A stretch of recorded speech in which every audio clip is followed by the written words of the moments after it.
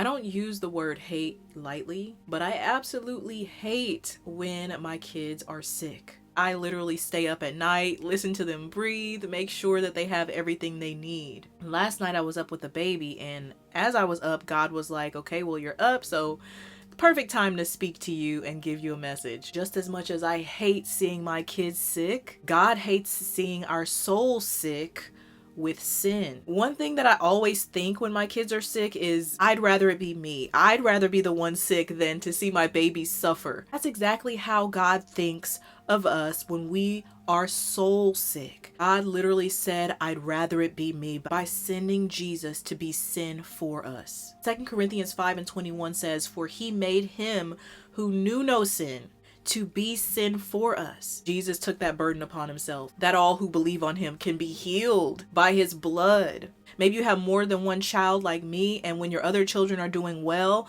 your mind is on that sick child. Not that you abandon your other children, but you are concerned with the one who needs you the most at that time, right? Jesus said that those who are well have no need of a physician, but those who are sick, they are the ones that Jesus is calling. He leaves the 99 to go after the one that's lost because his desire is for all to be in the sheepfold. What a perfect example of a loving father who desires for all of his children to be well. I'm just blown away at the way that God speaks so clearly. I hope everyone knows that God speaks to all of us. I'll never forget, while I was getting my degree in education, I remember distinctly learning that effective teaching involves tailored education. A good teacher will look at every single student as individuals and teach them according to the way that they will best learn. The Holy Spirit is the best teacher, and he does that very thing. A lot of people say, well, how do I hear God? God doesn't speak to me. We shouldn't all expect a Moses burning bush moment in order to hear God speak. He doesn't always speak in such a grand way. A lot of times he will